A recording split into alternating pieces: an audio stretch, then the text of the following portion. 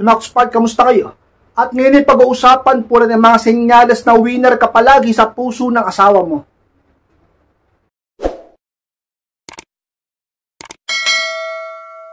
At kung handa na kilala po tayo, at muli, be inspired!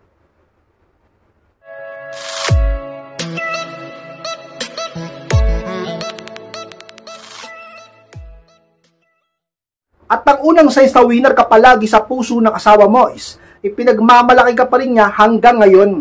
O pumasok pa dyan ang unang senyales na ikaw ay laging panalo pa rin sa puso ng asawa mo. 'Di ba? Sa puso ng mister mo. Hanggang ngayon, until now, ipinagmamalaki ka pa rin niya. Kasi sa totoo lang, ang nakalulungkot, real talk na, yung ibang asawa dyan, yung ibang misis, sa una lang ipinagmalaki. Sa una lang ipinakilala, sa una lang proud. Pero habang tumatagal, talagang napapansin mo mismo na ang mister mo, asawa mo lalaki, ay para bang ikinakahiya ka na o hindi na proud sa'yo. Bakit nga ba kasi? Yun ang tanong dun Bakit? Diba? Ang posibleng mga dahilan dahil siguro sa ugali mo, nakita niya na yung ugali mo, lumabas na yung ugali mo, kaya napakalaga na ayusin ang ugali ng babae. Pangalawa, baka naging losyang ka na, naging pabaya ka sa sarili mo. Baka sabihin ng ibang babae diyan, ka-inspired. Di ba kapag mahal mo, kahit losyang na, ipagmamalaki mo pa rin, mahal ka niya. Pero, ang totoo, mahihirapan siyang ipagmalaki ka. Sa totoo lang baka yung totoo kahit kayo o yung mister mo, pagmamalaki mo ba yan kung lasinggero? Pagmamalaki mo ba yan kung mukha ng ewan yung itsura? Siya mismo, hindi niya inaalagaan sarili niya. Siya mismo, hindi niya ginagawang pogi yung sarili niya. Mahal mo siya. Pero yung sabihin natin sitwasyon na may pagmamalaki mo, medyo ilang ka. Maging real talk na tayo dito. Kahit pag ikaw, hindi mo inaalagaan yung itsura mo, hindi ka nag-aayos. At sabihin natin, pati ugali mo, hindi mo inaayos. Pati buhay mo, hindi mo inaayos. Paano kanya pagmamalaki pag ganyan? Pero pag ang mister mo ay talaga namang asawa mo, ilagi kang pinagmamalaki hanggang ngayon, ibig sabihin lang yan ka-inspired ng lalaki niya na winner ka palagi sa puso niya. At para mas lalong maging matotohanan yan, na palagi kanyang ipagmalaki, ay tulungan mo siyang gawin yon sa pamamagitan ng gawin mo ang responsibilidad mo bilang isang asawa.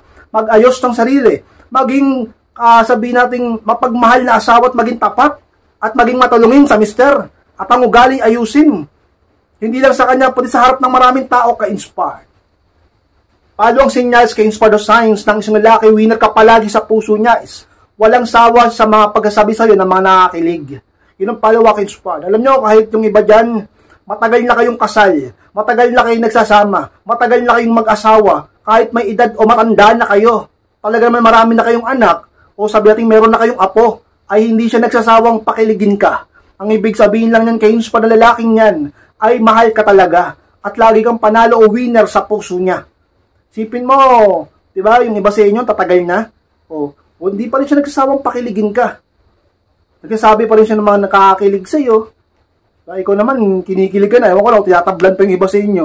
Yung iba, makukunat na Tinatablan pa ba ng kilig yan? Sabi na iba ka-inspired, hindi na ako kinikilig.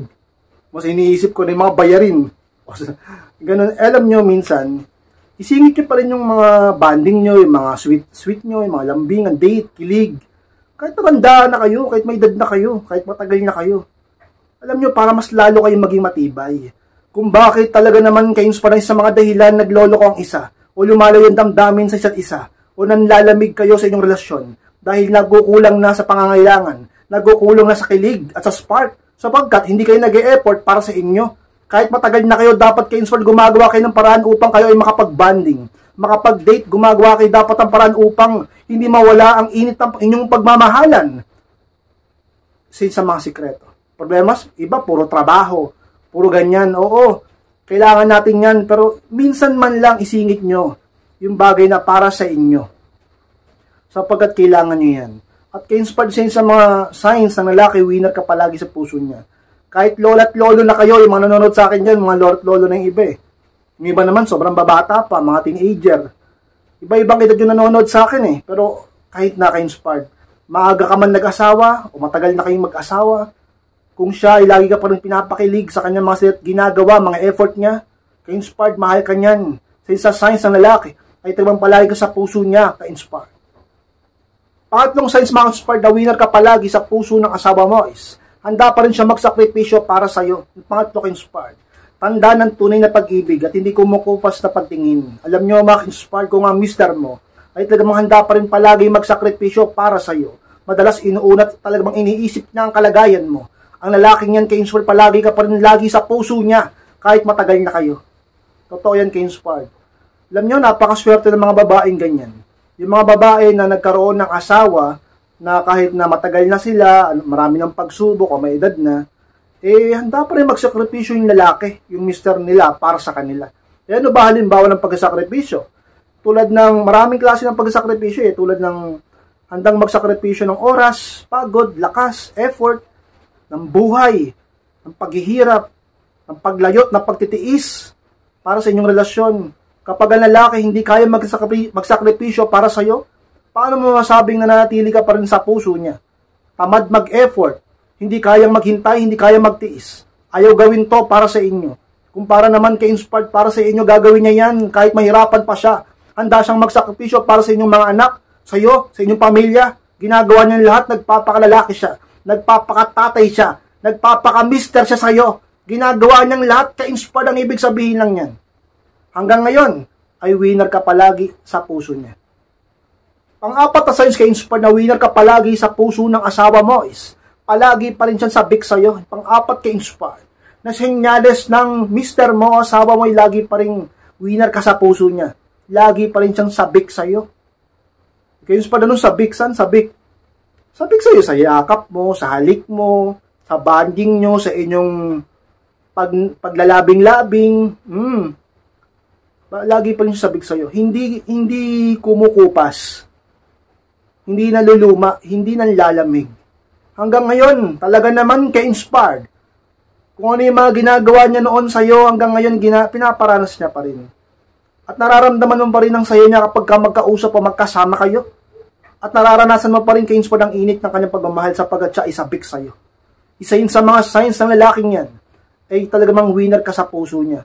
Kitang-kita mo, talaga totoo, ka-inspired ang lalaking yan laging sabik sa iyo. Kahit na matagal na kayo, nagtataka ka, hindi siya nagbabago sa iyo. Ka-inspired. Panlimang sinyals, ka-inspired na talaga ng mga mister mo, ay winner ka palagi sa puso niya is, palagi niya pa rin iniisip ang kalagayan mo. Yung panlima, ka-inspired. Iniisip niya palagi ang kalagayan mo, lagi siya nag-chat o nag-text o nagko-call sa iyo. Iniisip niya kung kumain ka na, kamusta ka, sinong kasama mo, at anong kalagayan mo ngayon. Palagi niyang iniisip, ka-inspired, kung kamusta ka. Palagi niyang iniisip ang kalagayan mo. Ganyan ang lalaking tunay na nagmamahal, hindi yung lalaking walang pakialam. Hindi yung lalaking nag-asawa lang, pero parang kala mo hindi nag-asawa. Maraming ganyan yung nagpakasal, nag-asawa, kala, pero parang wala namang pakialam sa misis. Wala namang pakialam sa asawang babae. Inuuna pa yung sugal, inuuna pa yung bisyo, inuuna pa yung barkada, inuuna pa yung walang kwentang mga laro na yan. Ang lalaki, talaga namang ka-inspired kapag ikaw ay mahal na mahal ka talaga. At palagi ka sa puso niya, ibig sabihin palagi ka sa isip niya, dahilan kung bakit palagi niya iniisip ang kalagayan mo. Mas inuuna kanya kasi sa mga material na bagay. Mas inuuna kanya kasi sa mga pansarili niyang kagustuhan. Iniisip niya ang kalagayan mo, ang pamilya niyo, ang mga anak niyo.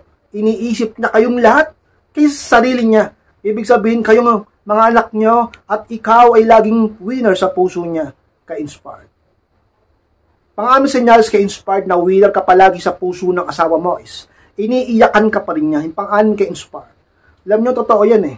Kapag mahal ka na lalaki, talaga namang sa mga paminsan-minsan sa buhay niya, ay maluluha o may iyak siya dahil sa iyo. Halimbawa, magkakalayo kayo, o sabihin natin matagal na kayong hindi nagkikita sapagkat nagkalayo nga kayo, o sabihin natin nag-away kayo, nasaktan ka niya. Physical man o sa emosyon. So kung naman dahilan kung bakit siya naiiyak ng dahil sa iyo. Nagkasakit ka, o sumama ang kalagayan mo, na ospital ka, kung ano man, naiiyak siya. Dahil mahal ka niya. Napagsalitaan ka niya ng masakit, humihingi siya ng tawad, umiiyak siya. Ibig sabihin, mahalaga ka. May kaaway ka, namumroblema ka, may problema, may pagsubok ka sa buhay, andyan siya, naiiyak siya dahil sa nahihirapan ka. Ang lalaki kung hanggang ngayon ay naiiyak pa rin dahil sa'yo, o umiyak pa rin siya dahil sa'yo, mahal ka niyan. Ang lalaki matibay yan, hanggat maaari kay inspired, itatago niya ang damdamin niya sa'yo. Hindi siya magpapakita ng kahinaan kay inspired, sapagkat siya ay lalaki, lalo na kapag siya ay isa ng ama, o may edad na siya. Napakahirap pa sa lalaki magpakita ng pagluha sa isang babae.